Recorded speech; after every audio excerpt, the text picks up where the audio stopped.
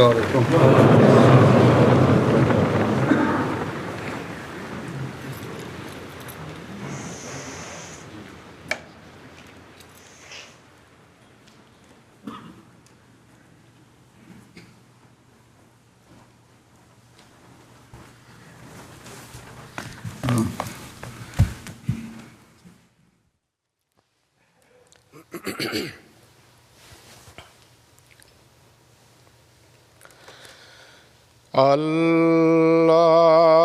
الله أكبر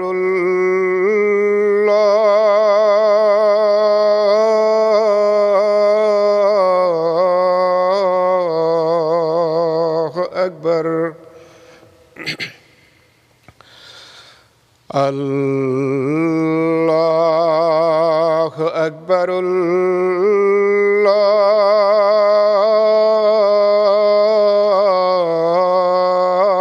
الله أكبر أشهد أن لا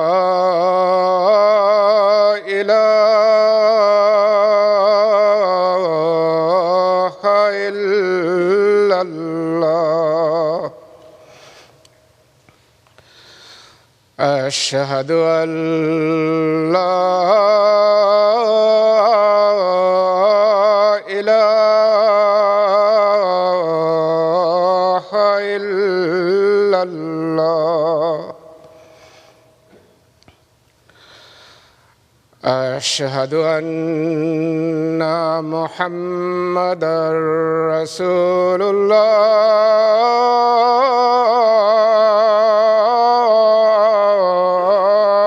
الله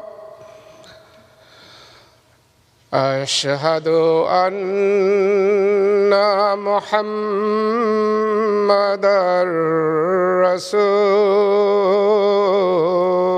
الله حي على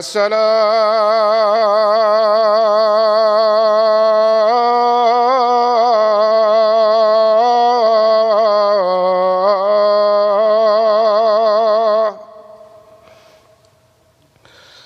حي على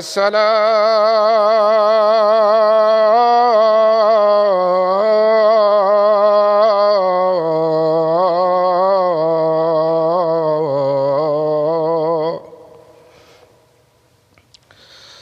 حي على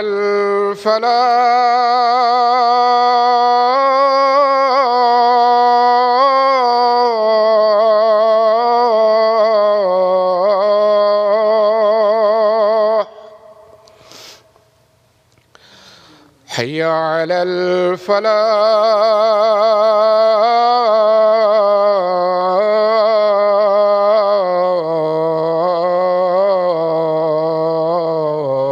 الفلاح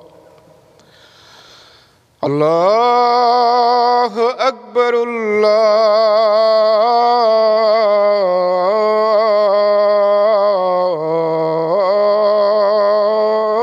الله أكبر لا إله إلا الله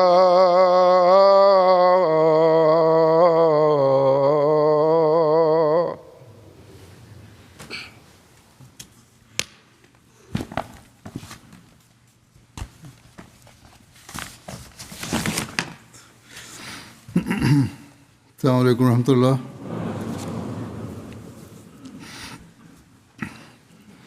أشهد أن لا إله إلا الله وحده لا شريك له وأشهد أن محمدًا عبده ورسوله أما بعد فأعوذ بالله من الشيطان الرجيم بسم الله الرحمن الرحيم الحمد لله رب العالمين الرحمن الرحيم مالك يوم الدين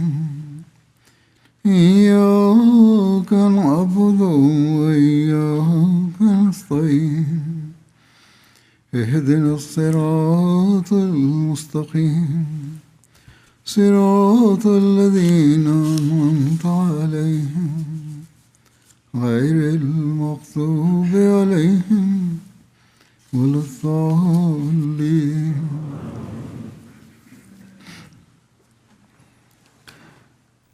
Dalam mengikuti Sang Junjunan, perjuangan Hadrat Masih Maud alaihi salam untuk menegakkan tauhid, teladan praktis beliau, dan nasihat-nasihat beliau kepada para pengikut beliau, serta bagaimana beliau mentarbiati mereka, saya akan menyampaikan beberapa peristiwa mengenai hal ini. Hadrat Muslim Maud radhiyallahu anhu menyatakan, Hadrat Masih Maud alaihi salam bersabda bahwa anak laki-laki seseorang meninggal dunia dan seorang temannya datang kepadanya untuk menyampaikan takziat, maka dia menangis sambil berteriak dan mulai berkata kepadanya bahwa Allah telah melakukan kezaliman yang besar terhadap saya. Seakan-akan dalam pandangannya Allah Ta'ala telah merampas suatu hak darinya. Sambil menyampaikan perkataan Hadrat Masih Maud alaihi salam, beliau radhiyallahu anhu selanjutnya bersabda bahwa namun perlu direnungkan, hak yang mana yang telah ditetapkan oleh seorang hamba terhadap Allah Ta'ala? Saya selalu merasa heran bahwa orang-orang yang berbangga dengan salatnya, puasa, zakat, haji, dan kesalehan serta kesuciannya, mereka justru berteriak pada saat mengalami kesulitan dengan mengatakan bahwa Allah Ta'ala telah berbuat zalim kepada kami. Tetapi ada seorang penyair yang juga pemabuk di Hindustan yang sama sekali lalai dalam urusan agama pada suatu momen kebenaran, meskipun ia seorang pecandu arak, ilham Allah Ta'ala turun ke dalam hatinya dan ia berucap, nyawa yang telah diberikan memang miliknya. Hakikatnya adalah bahwa hak itu belum terpenuhi. Maka manusia harus senantiasa memperhatikan bahwa nikmat-nikmat dan anak-anak yang kita peroleh adalah berkat karunia Allah Ta'ala. Dan hal ini menuntut agar kita senantiasa tunduk di hadapan Allah Ta'ala, menyatakan tauhidnya melalui setiap perkataan dan perbuatan kita, dan jangan sampai sedikit pun kesan syirik timbul dalam diri kita. Jangan sampai kita berpikir bahwa kita memiliki suatu hak terhadap Allah Ta'ala. Dengan melakukan sedikit ibadah, tidak berarti suatu hak telah terpenuhi, melainkan kita melakukannya untuk kebaikan kita sendiri. Maka penyair yang telah beliau sebutkan itu memang mengatakan bahwa Allah Ta'ala telah memberikan nyawa, telah menciptakan kita di dunia ini, sehingga kita datang ke dunia ini, tetapi hak syukur yang seharusnya kita tunaikan kepadanya, kita tidak mampu menunaikannya. Hadrat Muslim Maud radhiyallahu anhu dengan cara yang sama menceritakan peristiwa bagaimana reaksi Hadrat Masih Maud alaihi salam atas wafatnya salah seorang putra beliau sendiri. Beliau radhiyallahu anhu berkata, Hadrat Masih Maud alaihi salam sangat mencintai putra bungsu beliau yang bernama Mubarak Ahmad, dan beliau alaihi salam merawatnya dengan penuh perhatian selama sakitnya. Dari itu, Hadrat Khalifatul Masih yang pertama radhiyallahu anhu berpikir bahwa jika Mubarak Ahmad wafat, maka Hadrat Masih Maud alaihi salam akan mengalami kesedihan yang sangat besar. Pada saat-saat terakhir, Hadrat Maulwi Sahib sedang memeriksa denyut nadinya. Beliau radhiyallahu anhu meminta Hadrat Masih Maud alaihi salam untuk membawakan minyak kasturi, dan karena denyut nadinya sedang berhenti, pemikiran bahwa wafatnya Mubarak Ahmad akan menyebabkan kesedihan yang sangat besar bagi Hadrat Masih Maud alaihi salam sangat mempengaruhi beliau radhiyallahu anhu, sehingga beliau, yakni Hadrat Khalifatul Masih yang pertama, terjatuh ke tanah ketika berdiri karena memikirkan betapa besar kesedihan yang akan dialami Hadrat Masih Maud alaihi salam akibat wafatnya Mubarak Ahmad. Tetapi ketika Hadrat Masih Maud alaihissalam mengetahui bahwa Mubarak Ahmad telah wafat, pada saat itu juga dengan penuh kesabaran, beliau alaihissalam mulai menulis surat kepada para sahabat bahwa Mubarak Ahmad telah wafat, tetapi tidak seharusnya merasa cemas atas hal ini.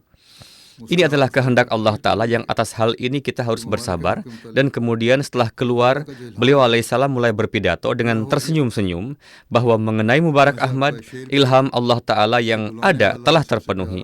Maka ada satu syair beliau yang berbunyi, yang memanggil lebih dicintai dari segalanya. Padanya, wahai hati, korbankan jiwamu.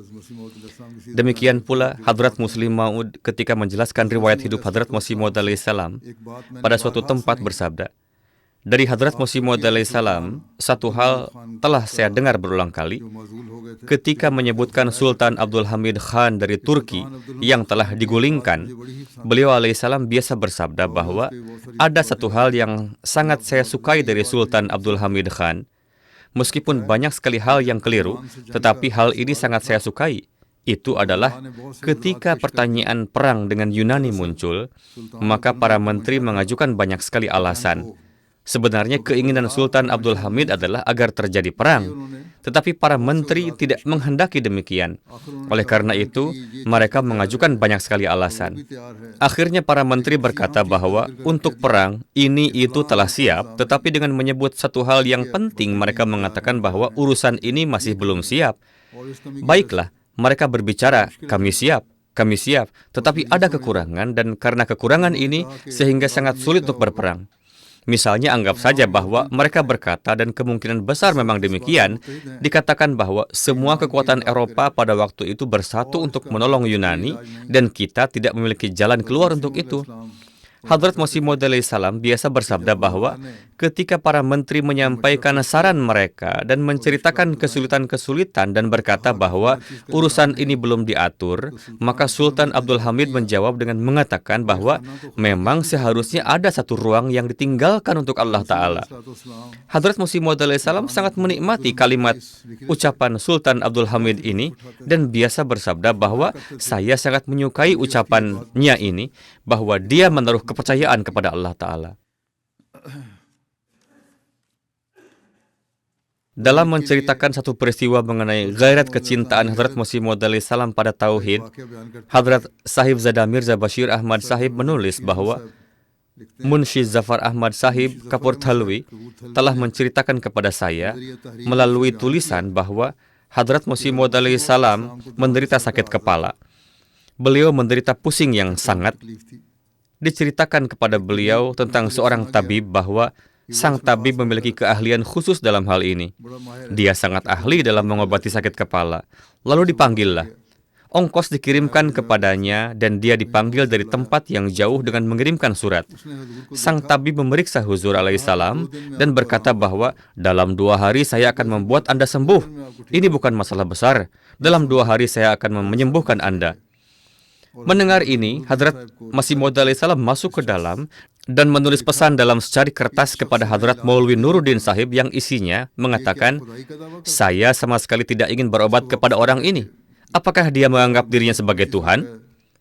Lalu beliau memerintahkan untuk memulangkan sang tabib dengan diberi uang ongkos dan tambahan 25 rupiah. Maka demikianlah yang dilakukan.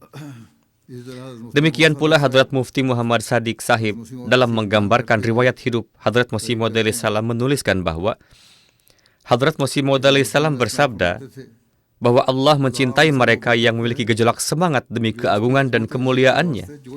Orang-orang seperti itu berjalan melalui jalan yang sempit dan tidak semua orang bisa berjalan bersama mereka. Selama tidak ada gejolak semangat untuk Allah, tidak ada kenikmatan yang dapat diperoleh manusia.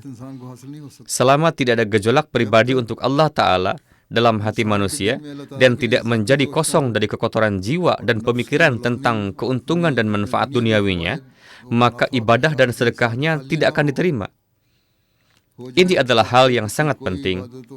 Selama manusia tidak kosong dari kekotoran jiwanya sendiri dan pemikiran tentang keuntungan dan manfaat duniawi, maka ibadah dan sedekahnya tidak akan diterima. Orang yang memiliki gejolak semangat untuk Allah, dia melampaui sesamanya, orang-orang seperti itu memperoleh berkah dari Allah Ta'ala. Maka untuk keterkabulan doa adalah perlu bahwa harus ada keyakinan sempurna terhadap tauhid dan iman dan doa untuk memperoleh cintanya dari Allah Ta'ala harus menjadi yang pertama. Mereka yang menulis surat mengatakan bahwa kami telah banyak berdoa, telah melakukan ini dan itu, salat nafal, bersedekah, tetapi doa kami tidak diterima. Hendaklah mereka merenungkan hal ini. Ini adalah resep yang telah diberitahukan oleh Hadrat Masih Maud alaihissalam. Hadrat Mirza Bashir Ahmad Sahib dalam menggambarkan sirat Hadrat Masih Maud alaihissalam di suatu tempat menyatakan bahwa Allah juga telah memberikan penghargaan terhadap cinta Hadrat Masih Maud alaihissalam ini dengan penghargaan sedemikian rupa yang merupakan hak dari rahmatnya yang tiada batas, dan sesuai dengan martabat penghargaannya yang tiada bandingannya, maka dengan menyapa beliau, Allah Ta'ala berfirman, Anta minni bimanzilati tauhidi wa tafridi, Anta minni bimanzilati waladi, Inni ma'aka yabna Rasulillah. Yani, karena pada zaman ini engkau adalah pembawa panji tauhidku dan sedang menegakkan kembali harta yang hilang dari tauhid di dunia, maka karena itu, wahai Al-Masih Muhammadi, engkau sama sayangnya bagiku seperti tauhid dan keesaanku. Dan karena orang-orang Kristen telah menjadikan Al-Masih mereka sebagai anak kandung Tuhan dengan kebohongan dan fitnah, maka karena itu ghirahku menuntut agar aku mencintaimu dengan cinta seperti yang menjadi hak seorang anak, agar nyata bagi dunia bahwa hingga murid-murid Rasulullah SAW dapat mencapai maqam sebagai anak-anak Allah, dan karena engkau siang malam terbenam dalam pengkhidmatan agama kekasihku Muhammad Mustafa SAW dan terserap dalam cintanya, maka karena itu aku menganugerahimu dengan tanda cintaku yang abadi dan penyertaanku yang kekal dalam kapasitas sebagai putra rohani kekasihku ini. Inilah makna dari ilham yang diterima Hadrat Masih Maud alaihissalam yang telah saya bacakan barusan. Dalam konteks kehidupan beliau, Hadrat Mirza Bashir Ahmad Sahib menulis di suatu tempat bahwa tujuan dan maksud utama dari pengutusan Hadrat Masih Maud alaihissalam adalah khidmat Islam dan penegakan tauhid, dan pada zaman itu tantangan terbesar terhadap tauhid sejati adalah dari agama Kristen. Pada masa itu dan bahkan hingga hari ini di beberapa wilayah yang mengajarkan syirik berbahaya dengan kedok tauhid dan menjadikan Hadrat Al-Masih Nasiri, na'udzubillah, sebagai anak Tuhan dan menempatkannya di sisi Hadrat Ahdiyat, yakni Allah Ta'ala. Oleh karena itu, Hadrat Masih Maud alaihissalam memiliki semangat yang besar untuk melawan agama Kristen, dan lagi pula tugas beliau sebagai Al-Masih sebagaimana disebutkan dalam hadis-hadis adalah kasrus salib, yakni mematahkan salib. Karena itu, beliau sangat menekankan wafatnya Hadrat Isa alaihissalam, karena hanya dengan terbuktinya satu hal ini saja agama Kristen akan berakhir, yakni sebagai akibat dari kewafatan Al-Masih alaihissalam tidak hanya uluhiyat, yakni ketuhanan yang akan tersisa, tidak juga tanda atau jejak dari Trinitas yang tetap ada, dan tidak pula masalah kafarah atau penebusan dosa dapat berdiri di atas kaki-kakinya yang rapuh. Memang benar bahwa akidah wafat Al-Masih Nasiri secara alami merupakan tangga pertama untuk membuktikan kebenaran Hadrat Masih Maud alaihissalam sendiri. Namun kepentingan asli dari masalah ini yang menjadi alasan mengapa Hadrat Masih Maud alaihissalam menekankannya dengan lebih kuat adalah berkaitan dengan khandan. Ini adalah kata Hindi yang berarti membantah, pembantahan terhadap agama Kristen masa kini. Oleh karena itu, beliau sering bersabda bahwa biarkan Al-Masih alaihissalam wafat, karena di dalamnya terdapat kehidupan Islam. Seandainya saudara-saudara Muslim kita yang lain memahami poin ini, dan setidaknya dalam menghadapi agama Kristen menjadi sejalan dengan kita, menerima atau tidak menerima pendakwaan Hadrat Masih Maud alaihissalam adalah hal lain. Tetapi setidaknya di sini terimalah di mana keunggulan Islam terbukti. Akidah-akidah batil dari kekristenan dan penyebaran global akidah-akidah tersebut pada zaman itu merupakan beban yang begitu berat di hati Hadrat Masih Maud alaihissalam, sehingga beliau di satu tempat dengan dipenuhi rasa sakit dan penderitaan yang luar biasa bersabda dengan penuh keagungan bahwa Saya senantiasa diliputi kegelisahan memikirkan agar persoalan antara kita dan kaum Nasrani dapat diselesaikan. Hati saya terluka oleh fitnah penyembahan manusia, dan jiwa saya berada dalam kesempitan yang sangat. Tidak ada penderitaan batin yang lebih besar daripada seorang manusia lemah dijadikan Tuhan, dan segenggam debu dianggap sebagai Rabb semesta alam. Sungguh, saya mungkin sudah hancur oleh kesedihan ini jika Tuhanku yang Maha Kuasa dan Maha Perkasa tidak menenangkan saya dengan keyakinan bahwa pada akhirnya tauhidlah yang akan meraih kemenangan. Hadrat Masih Maud Islam bersabda, Allah Ta'ala mengetahui hal ini dan Dia adalah saksi terbaik atas setiap perkara bahwa hal yang pertama kali diberikan kepada saya jalannya adalah qalbi salim, yaitu hati yang hubungan sejatinya tidak dengan sesuatu apapun kecuali dengan Allah Azza wa Jal. Saya pernah menjadi pemuda dan sekarang telah menjadi tua, tetapi saya tidak pernah mendapati pada bagian umur manapun hubungan sejati saya dengan siapapun selain Allah Azza wa Jal. Karena semangat cinta ini, saya sama sekali tidak pernah menerima agama apapun yang akidahnya bertentangan dengan keagungan dan keesaan Allah Ta'ala atau mengandung penghinaan dalam bentuk apapun. Inilah sebabnya agama Kristen tidak saya sukai, karena pada setiap langkahnya terdapat penghinaan terhadap Allah Azza wa Jal. Seorang manusia lemah yang tidak mampu menolong dirinya sendiri dijadikan Tuhan.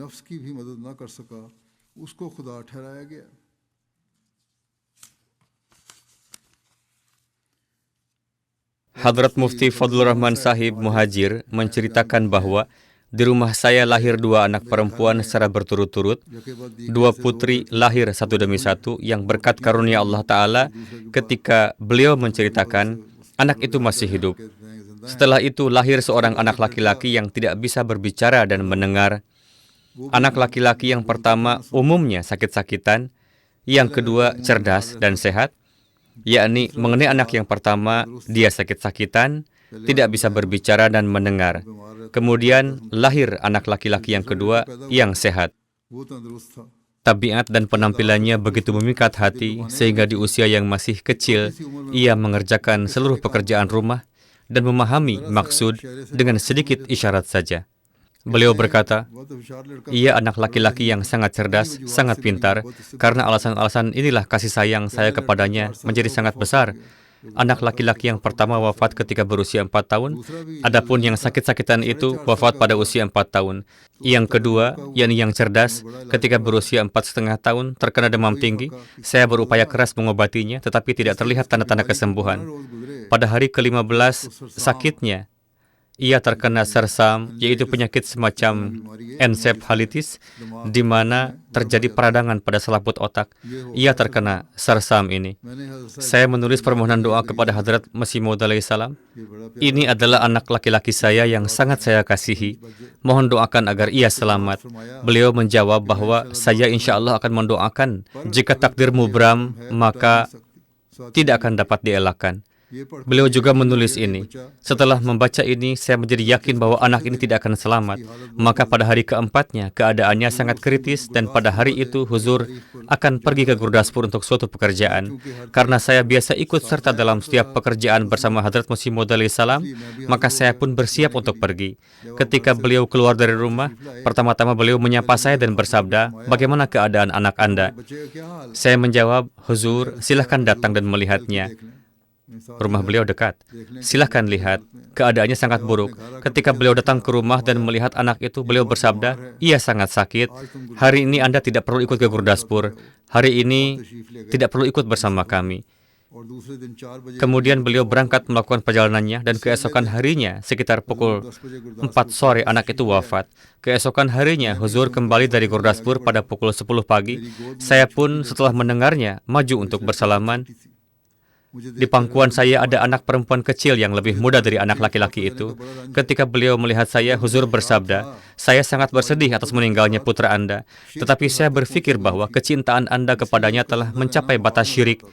Oleh karena itu, kehidupannya tampak mustahil. Bagaimanapun, saya telah berdoa banyak untuk anak Anda. Allah akan memberi Anda pengganti yang terbaik dan Dia akan menjadi pendengar dan pembicara. Akan memberi anak baru yang pendengar dan pembicara. Akan sehat dengan sempurna. Maka setelah itu beliau berkata bahwa Fadl Karim lahir. Salah satu putranya bernama Fadl Karim. Kemudian Abdul Hafiz lahir. Kemudian 2 keguguran terjadi dan keduanya laki-laki. Mereka keguguran, tetapi bagaimanapun 2 anak lahir hidup setelah itu. Kemudian beliau berkata, seorang putra lahir, kemudian Abdullah, kemudian Abdul Karim lahir, kemudian setelah itu Ahmad lahir, dan dengan karunia Allah Ta'ala 5 anak lahir setelah itu. Dengan karunia Allah Ta'ala semuanya hidup, mereka berumur panjang. Maka kepada para sahabatnya juga, beliau alaihissalam setiap saat memberikan pelajaran tauhid, dan kemudian untuk menghibur mereka, beliau juga berdoa dan Allah Ta'ala mengabulkannya dengan menganugerahi mereka 5 putra juga. Hadrat Masih Maud alaihissalam bersabda, Allah Ta'ala menghendaki agar semua jiwa yang mendiami berbagai wilayah di muka bumi, baik Eropa maupun Asia, semua yang memiliki fitrah yang baik, ditarik kepada tauhid dan hamba-hambanya dikumpulkan pada satu agama. Inilah maksud Allah Ta'ala yang karenanya saya diutus ke dunia. Maka ikutilah maksud ini, tetapi dengan kelembutan dan akhlak serta penekanan pada doa-doa. Kemudian beliau bersabda, seluruh kegembiraan saya hanyalah dalam hal ini, dan tujuan asli pengutusan saya adalah ini, bahwa tauhid Allah Ta'ala dan kehormatan Rasulullah SAW tegak di dunia. Hadrat Pir Iftikhar Ahmad Sahib ketika menjelaskan sifat-sifat beliau menyatakan bahwa Hadrat Masih Maud alaihissalam memiliki seorang pelayan bernama Pirandatta. Beliau mengatakan, kami semua memanggilnya dengan nama itu, yakni Pirandatta. Tetapi Huzur alaihissalam ketika memanggil, maka bersabda, Piridatta. Piridatta, bukan Pirandatta, melainkan Piridatta, yaitu Pir saya yang dianugerahkan Allah.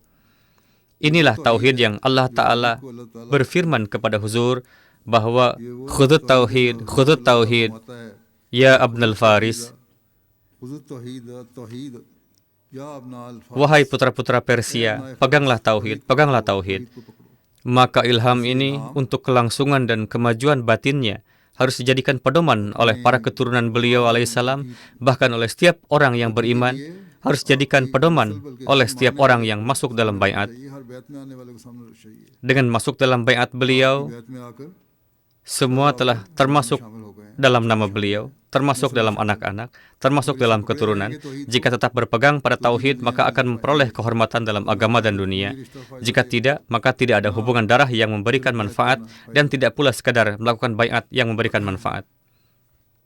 Hafiz Muhammad Ibrahim Sahib radhiyallahu anhu menceritakan bahwa pertama kali ketika saya, Hakim Abdul Aziz dan Hakim Atta Muhammad Sahib hadir dalam pengkhidmatan yang penuh berkah Hadrat Masih Maud alaihissalam.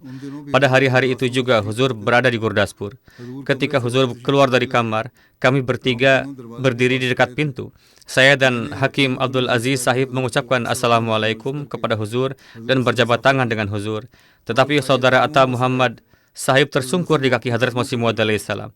Huzur memegang lengannya dan mengangkatnya serta bersabda, Allah Ta'ala telah mengutus saya pada zaman ini untuk menghapuskan syirik ini. Mencium kaki adalah syirik. Kemudian beliau juga berjabat tangan dengan beliau.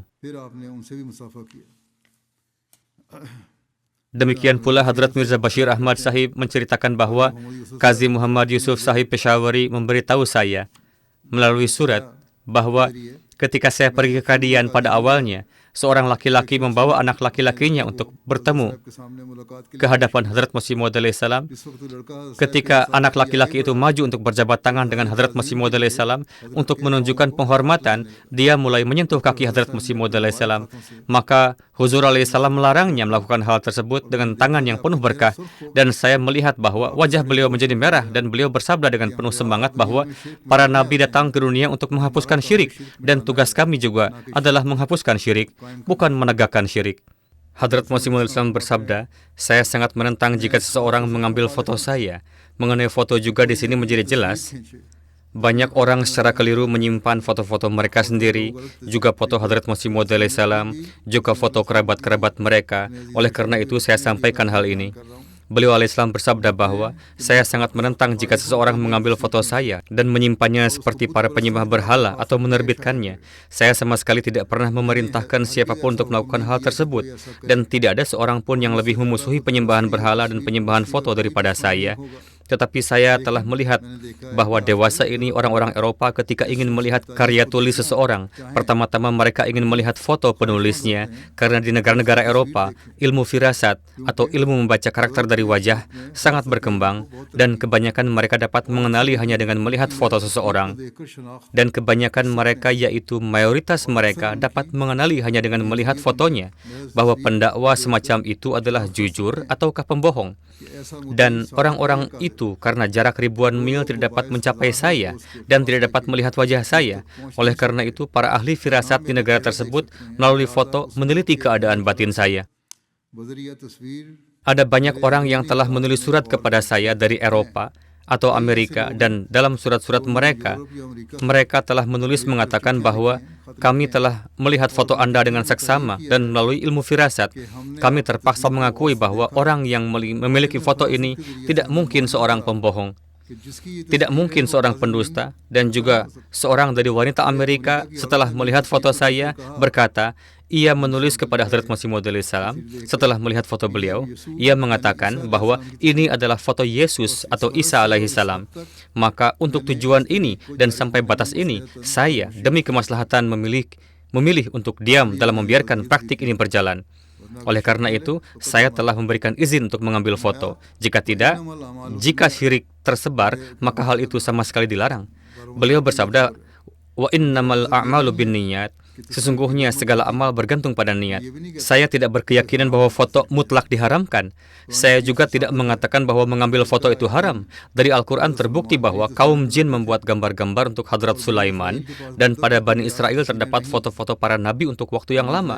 Bani Israel memiliki gambar-gambar para nabi, diantaranya juga terdapat gambar Rasulullah SAW, dan kepada Nabi Muhammad SAW, Jibril alaihissalam telah memperlihatkan gambar Hadrat Aisyah pada sepotong kain sutra, dan di dalam air pada beberapa batu, gambar-gambar hewan tercetak secara alami.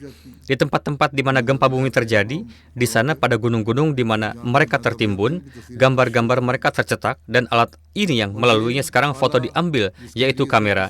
Tidak ditemukan pada zaman Rasulullah SAW, dan ini adalah alat yang sangat diperlukan, yang melaluinya beberapa penyakit dapat didiagnosis.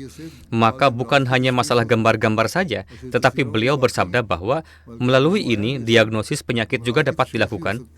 Sekarang sistem ini telah berkembang lebih jauh lagi. Pada masa itu adalah X-ray. Beliau bersabda dapat dilakukan, dan satu alat lagi untuk foto telah ditemukan yang melaluinya foto seluruh tulang manusia diambil melalui X-ray, dan untuk diagnosis penyakit artritis dan asam urat dan lain-lain penyakit melalui alat ini foto diambil dan realitas penyakit diketahui. Sekarang scanning, MRI, dan lain-lain serta banyak hal-hal lainnya mulai ada. Maka alat-alat ini sejauh yang ada pada zaman itu, beliau telah memberikan penjelasannya bahwa ini adalah alat yang sangat bermanfaat. Oleh karena itu, mengatakan bahwa sama sekali jangan mendekatinya adalah salah. Tujuan harus baik. Innamal a'malu binniyat. Maka baik asalkan jangan ada syirik. Beliau bersabda, demikian pula melalui foto banyak manfaat ilmiah telah muncul. Foto yang merupakan foto biasa melaluinya juga telah muncul. Sebagaimana beberapa orang Inggris melalui foto telah mencetak foto seluruh makhluk hidup di dunia, bahkan foto berbagai macam belalang dan foto setiap jenis burung dan hewan di dalam buku-buku mereka. Dan pada masa kini, berbagai channel juga ada, misalnya seperti National Geographic atau yang lain-lain. Ini memberikan detail hewan-hewan dengan sangat terperinci, juga dengan mengambil foto-foto. Beliau bersabda, yang melaluinya kemajuan ilmiah telah terjadi. Maka bagaimana dapat diduga bahwa Tuhan yang memberikan dorongan untuk ilmu pengetahuan akan mengharamkan penggunaan alat seperti itu, yang melaluinya diagnosis penyakit-penyakit yang sangat sulit dilakukan dan menjadi satu sarana untuk memperoleh hidayah bagi para ahli firasat. Ini semua adalah kebodohan-kebodohan yang telah tersebar. Mengatakan foto haram, terlarang, juga salah. Ya, niat harus baik. Kalau memang diharamkan, lantas kenapa para maulwi negeri kita tidak membuang dari kantong-kantong mereka dan rumah-rumah mereka koin uang rupis dan dunia, chaunia, dan athinia yang di permukaannya terukir gambar wajah raja? Kenapa para maulwi yang radikal ini tidak lantas membuang koin-koin uang kita, uang kertas yang di permukaannya tercetak gambar-gambar para raja? Mengapa mereka tidak membuangnya dari rumah-rumah mereka? Mengapa mereka membawanya ke sana kemari dari dalam kantong-kantong mereka? Apakah pada koin-koin tersebut tidak terdapat gambar-gambar? Sayang sekali bahwa orang-orang ini dengan mengatakan hal-hal yang tidak masuk akal secara sia-sia memberikan kesempatan kepada para penentang untuk menertawakan Islam. Islam telah mengharamkan semua pekerjaan yang sia-sia dan pekerjaan-pekerjaan yang menjadi pendukung syirik, bukan pekerjaan-pekerjaan yang memberikan kemajuan kepada ilmu pengetahuan manusia dan menjadi sarana untuk mendiagnosis penyakit-penyakit dan mendekatkan para ahli firasat kepada hidayah. Akan tetapi, dengan semua ini saya sama sekali tidak menyukai jika orang-orang jemaat saya tanpa adanya keperluan yang memaksa mereka menerbitkan foto saya secara umum sebagai usaha dan profesi mereka. Jika disertai niat baik, maka tidak apa-apa. Janganlah menjadikan foto-foto tersebut sebagai sarana untuk mencari nafkah, karena dengan cara inilah, secara perlahan-lahan bid'ah-bid'ah muncul dan sampai kepada syirik. Oleh karena itu, saya menasihati jemaat saya pada tempat ini juga bahwa sejauh yang mungkin bagi mereka, hendaklah mereka menjauhi pekerjaan-pekerjaan seperti itu. Saya telah melihat kartu-kartu beberapa orang dan telah melihat foto saya pada pinggir bagian belakangnya. Saya sangat menentang penerbitan seperti itu dan saya tidak menginginkan ada orang dari jemaat kita yang melakukan pekerjaan seperti itu. Bekerja untuk suatu tujuan yang benar dan bermanfaat adalah satu hal, dan seperti orang-orang Hindu yang memasang foto-foto nenek moyang mereka di sana-sini pada pintu-pintu dan dinding-dinding adalah hal yang lain. Dan selalu terlihat bahwa pekerjaan-pekerjaan sia-sia seperti itu berakhir dengan syirik, yakni menjadi pembawa ke arah syirik, dan kejahatan-kejahatan besar muncul darinya, sebagaimana yang telah muncul di kalangan orang-orang Hindu dan Nasrani.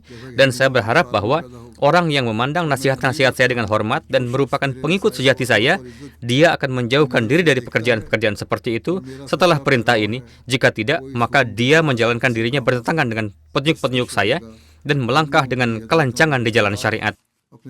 Maka dengan sangat seksama, kita harus melihat bahwa apa tujuan kita memasang foto. Dengan cara apapun, janganlah tujuan ini menjadi pembawa ke arah syirik. Memberi salam kepada foto-foto, bersujud di hadapannya, semua ini adalah pemikiran-pemikiran musyrik. Sebagian orang, sebagaimana yang terjadi di kalangan orang-orang Hindu, melakukan hal yang sama, yakni mereka memasang foto-foto lama orang-orang yang telah meninggal, lalu menggantungkan karangan bunga di atasnya. Sebagian orang terhadap kerabat mereka yang telah wafat, bahkan di kalangan kita pun, di beberapa tempat telah menjadi kebiasaan membuat foto, lalu ketika membuat foto keluarga, mereka menempatkan sebuah bingkai besar di samping mereka dan mengatakan, ini adalah foto sesepuh kami yang telah wafat, seolah-olah ia juga ikut bersama kami. Maka semua ini adalah syirik, sebagaimana beliau bersabda. Ini adalah hal-hal yang keliru, ini adalah bid'ah, dan harus menghindarkan diri darinya. Sebagian orang bahkan melakukan hal seperti ini dalam foto pernikahan. Laporan-laporan seperti ini pun sampai kepada saya. Jika foto diambil hanya untuk tujuan yang baik atau sebagai kenang-kenangan untuk disimpan dalam album, maka hal itu diperbolehkan. Namun menjadikannya sebagai suatu bid'ah, lalu memasangnya dan kemudian memandangnya serta memberi salam setiap pagi setelah bangun, hal-hal ini adalah keliru, sebagaimana telah disampaikan oleh Hadrat Masih Maud alaihissalam. Hadrat Sufi Ghulam Muhammad Sahib meriwayatkan bahwa beberapa orang dari Amerika dan Inggris menginginkan untuk melihat foto dari Hadrat Masih Maud alaihissalam. Karena itu, beliau difoto. Di sana ada seorang Arab bernama Abdul Muhi. Ia mencetak banyak kartu yang memuat foto beliau alaihissalam, dan gambar itu pun diterbitkan pada kartu-kartu tersebut. Ketika hal ini sampai kepada pengetahuan beliau alaihissalam bahwa foto tersebut telah dicetak pada kartu pos, beliau sangat marah dan bersabda, kami mengambil gambar atau foto kami hanya untuk suatu keperluan keagamaan. Kami sama sekali tidak menyukai bahwa foto kami dijadikan sebagai sarana penghasilan yang dapat menyeret kepada syirik. Maka kartu-kartu tersebut pun dimusnahkan.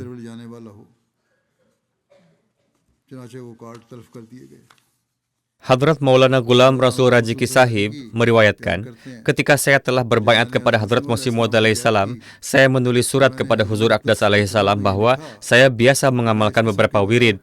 Saya juga menyampaikan bahwa sejak saya berbaiat dengan pemikiran bahwa murid-murid para pir atas perintah para pir itu melakukan tasawur atau membayangkan dirinya, maka saya pun berpikir bahwa jika para murid dari pir-pir yang rendah saja melakukan tasawur terhadap mereka, maka mengapa saya tidak melakukan tasawur terhadap pemimpin dan mursyid saya yang merupakan Al-Masih Maud dan Mahdi yang dijanjikan dari Allah.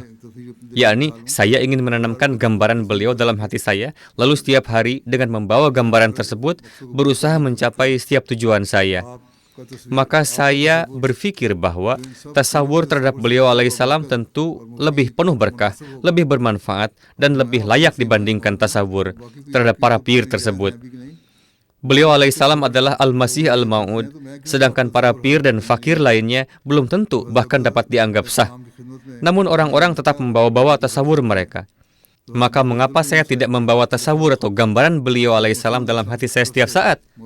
Ketika saya menulis hal ini kepada Hadrat Masih Maud alaihissalam, kata Hadrat Maulana Ghulam Rasul Rajiki Sahib, maka saya menerima sepucuk surat yang ditulis oleh tangan Hadrat Maulwi Abdul Karim dari Hadrat Masih Maud alaihissalam, yang di dalamnya tertulis, tasawur terhadap makhluk tidak menghasilkan apapun selain syirik. Tasawur yang Anda lakukan itu tidak akan menghasilkan apapun selain syirik. Untuk berzikir kepada Allah Ta'ala, nama Allah saja sudah mencukupi, dan hendaknya membaca salat yang memiliki cap stempel sunnah Hadrat Rasulullah SAW. Setelah menerima surat ini, seketika itu juga saya meninggalkan tasawur tersebut dan sekaligus menghentikan seluruh rangkaian wirid yang sebelumnya saya amalkan. Hadrat Master Sayyid Nazir Ahmad Sahib berkata, Sayyid Fazal Shah Sahib almarhum meriwayatkan kepada saya bahwa suatu ketika seorang sahabat bertanya kepada Hadrat Masih Maud alaihissalam mengenai ilmu kimia, maka beliau bersabda, para ahli kimia atau alkimis itu dalam mencari rezeki berkeliaran ke sana kemari, tetapi mereka tidak menempuh sarana-sarana yang benar yang telah Allah Ta'ala tetapkan secara sah untuk memperoleh rezeki. Para ahli kimia itu tidak memperoleh derajat tawakal, karena itulah mereka meninggalkan sarana-sarana yang benar dan sah, lalu membuat jalan sendiri. Mereka tidak mengetahui bahwa Allah berfirman, Fis sama'i rizqukum wa ma tu'adun. Di langit terdapat rezekimu dan apa yang dijanjikan kepadamu. Kami menganggap orang-orang malang seperti itu sebagai musyrik yang paling besar. Allah dalam firman-Nya yang suci dan mulia telah mengajarkan kepada seorang mukmin suatu resep kimia yang jika diamalkan, Allah Ta'ala akan memberikan rezeki dari langit sebagaimana Dia telah menjanjikannya. Namun hal itu hanya diperoleh oleh mereka yang benar-benar bersandar dan tunduk kepadanya. Beliau alaihissalam bersabda bahwa kepada seorang mukmin diajarkan suatu resep kimia yang apabila diamalkan, manusia menjadi seorang ahli kimia sejati, dan Allah sendiri senantiasa memenuhi setiap kebutuhannya. Sebagaimana Allah Ta'ala berfirman, "Wa may yattaqillaha yaj'al lahu makhraja wa yarzuquhu min haitsu la yahtasib." Lihatlah, ketika kepada orang yang bertakwa diberikan nikmat dari seluruh penjuru alam, maka kepada siapa lagi ia akan bergantung? Orang yang bertakwa, Allah Ta'ala menciptakan bagi mereka sarana-sarana kemudahan untuk dan menganugerahkan rezeki dari tempat-tempat yang bahkan tidak terlintas dalam sangkaan mereka. Lalu beliau bersabda, ketika nikmat-nikmat dunia diberikan kepada mereka, lalu kepada siapa lagi orang bertakwa itu akan bergantung? Aku berkata bahwa jika para ahli kimia itu menggunakan waktu yang mereka sia-siakan dalam kimia untuk beribadah kepada pencipta mereka, maka mereka akan memperoleh seluruh keinginan mereka, dengan syarat bahwa mereka benar-benar teguh dalam ketakwaan. Bagaimana pengaruh ajaran tauhid beliau dan amal beliau dalam hal itu terhadap orang-orang yang berfitrah baik? Mengenai hal ini, sebuah riwayat dari seorang tokoh yang mukhlis telah disampaikan oleh Hadrat Mirza Bashir Ahmad radhiyallahu anhu. Tuan Mir Abdul Rahman, seorang range officer dari Baramulla, Kashmir, menulis kepada saya bahwa ayah saya dahulu bermazhab Hanafi, kemudian menjadi ahli hadis. Pada masa itu, beliau sering berkata kepada sahabatnya, almarhum Tuan Maulwi Muhammad Hasan, penduduk Asnur, sekarang kita mengaku sebagai orang-orang yang sangat bertauhid, mungkin saja akan muncul suatu kelompok yang bahkan menganggap kita sebagai musyrik. Ayah saya mengatakan bahwa ternyata hal itu benar-benar terjadi, karena kami dahulu menganggap Nabi Isa alaihissalam sebagai yang menghidupkan orang mati dan sebagai pencipta burung. Namun ketika telinga saya mendengar syair ini dari Hadrat Masih Maud alaihissalam yang berbunyi, dialah satu-satunya Tuhan bagi burung-burung, terpujilah engkau atas pengetahuan yang diberikan Tuhan itu. Wahai Tuan Maulwi, inilah tauhid yang sejati. Katakanlah dengan jujur, engkau mengikuti dewa yang mana? Pada saat itu saya tersadar, lalu saya meninggalkan kalian berdua bersaudara di Srinagar, di tempat paman saya, dan saya berjalan kaki menuju Kadian. Di sana saya memperoleh kehormatan untuk berbaiat. Hal itulah yang telah menabligi saya.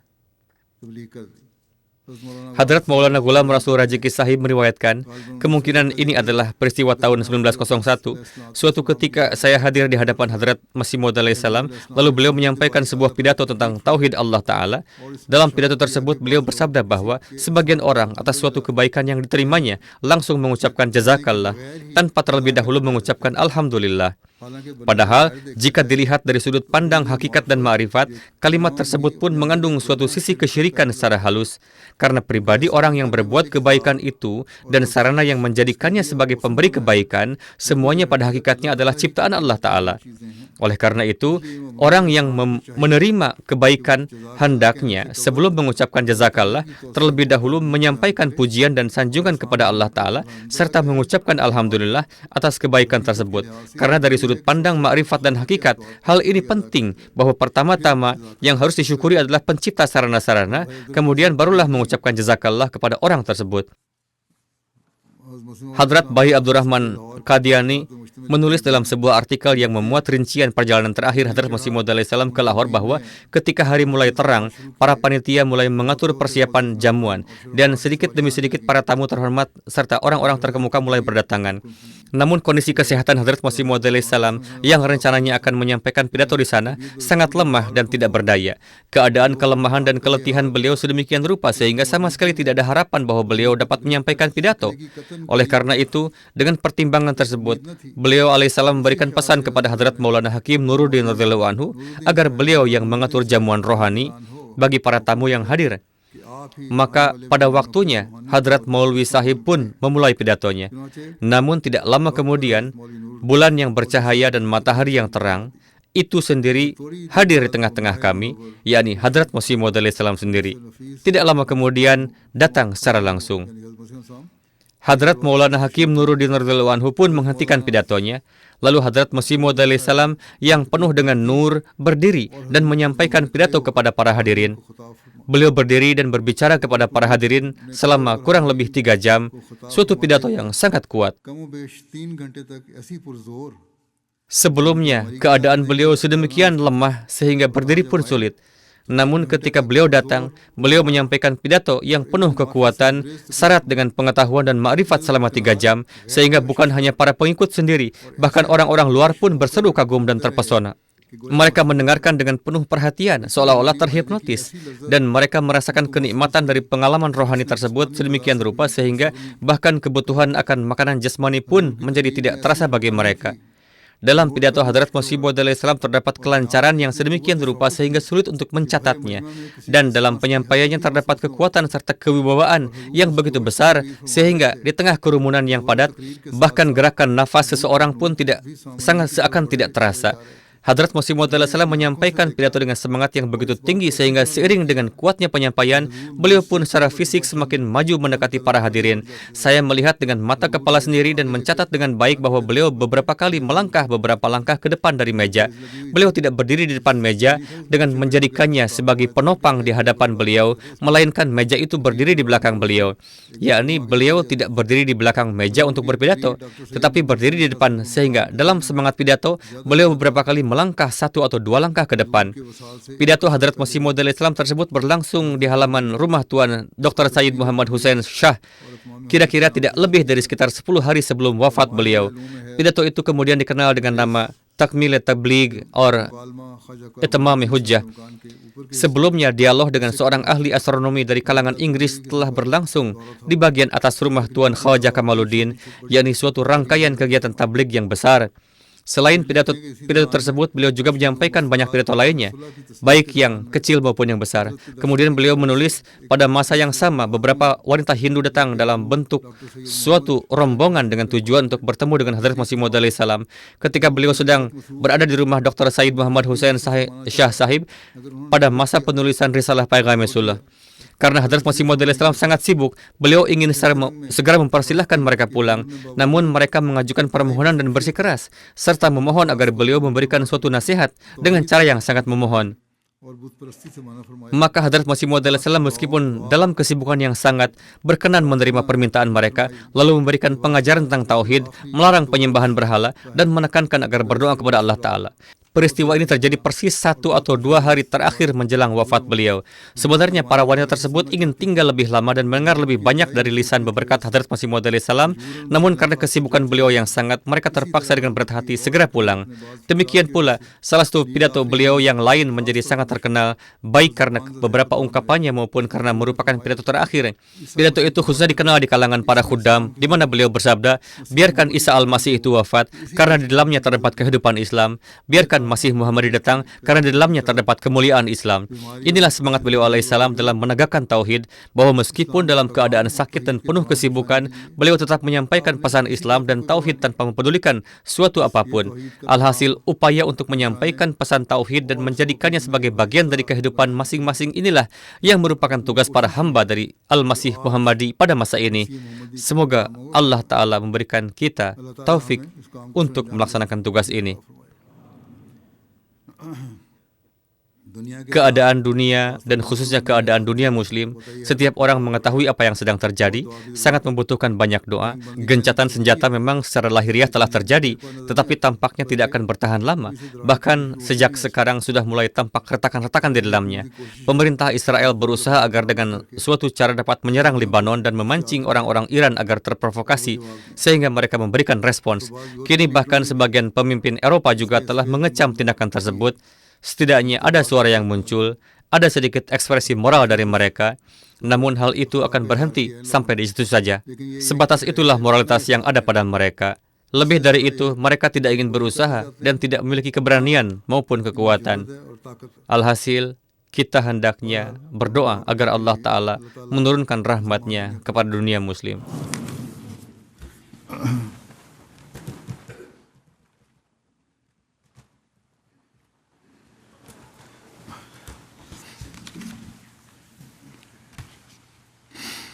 Alhamdulillah nahmaduhu wa nasta'inuhu wa nastaghfiruhu wa nu'minu bihi wa natawakkalu alayhi wa na'udzu billahi min shururi anfusina wa min sayyiati a'malina. Man yahdihillahu fala mudilla lahu ومن يضلل فلا هادي له ونشهد أن لا إله إلا الله ونشهد أن محمدا عبده ورسوله. عباد الله رحمكم الله إن الله يأمر بالعدل والإحسان وإيتاء ذي القربى وينهى عن الفحشاء والمنكر والبغي يعظكم لعلكم تذكرون. اذكروا الله يذكركم وادعوه يستجب لكم ولذكر الله أكبر.